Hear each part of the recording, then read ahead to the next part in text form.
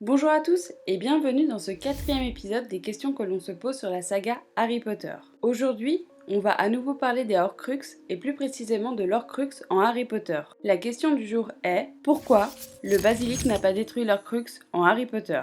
On découvre le journal intime de Tom Jedusor dans Harry Potter et la Chambre des Secrets. Lucius Malfoy a glissé le journal de Tom Jedusor dans le chaudron de Ginny Weasley chez Fleury et Bott, lors de la dédicace de l'autobiographie de Gilderoy Lockhart, Moi, le magicien. Via ce journal, Tom Jedusor, qui n'est autre que Voldemort à l'âge de 16 ans, prend totalement la possession de Ginny Weasley. Sous l'influence de Jedusor, Ginny provoque l'ouverture de la Chambre des Secrets. Elle libère le monstre de la chambre, le basilic, qui pétrifie Miss Stein, Colin, Justin, Nicasie sans tête, Pénélope et Hermione. Elle étrangle aussi tous les coqs d'Hagrid, dont le chant est mortel pour le basilic. À la fin de l'année, le 29 juin 1993, Harry et Ron réussissent à ouvrir la Chambre des Secrets. Harry sauve Ginny en tuant le basilic, mais lors de l'affrontement, Harry se fait mordre par le basilic. Un flot de sang tiède ruisselait sur sa manche et une douleur fulgurante lui traversa le bras. Un des longs crochets venimeux était enfoncé profondément dans sa chair et se cassa net. Sauvé par les larmes de Fumsec, Harry détruira ensuite le journal Horcrux en empoignant le crochet du serpent et le plongeant au cœur du livre.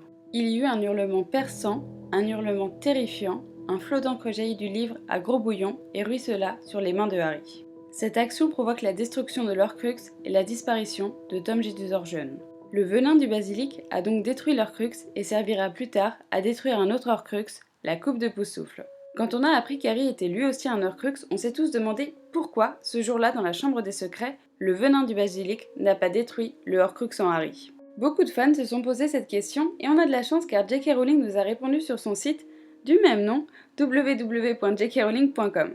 Alors, elle nous explique. Un Horcrux ne peut être détruit que si son réceptacle est endommagé au point de ne plus être réparé. Harry a été guéri par Fumsec. S'il était mort, l'Horcrux aurait en effet été détruit. La réponse est claire, en survivant à l'attaque du basilic, l'Horcrux qui était en Harry est resté intact. On a maintenant la réponse à notre question, j'espère que ce quatrième épisode vous a plu. Si vous souhaitez que je réponde à des questions en particulier, n'hésitez pas à me les proposer dans les commentaires et j'y répondrai peut-être en vidéo. Merci beaucoup d'avoir regardé la vidéo et à très bientôt.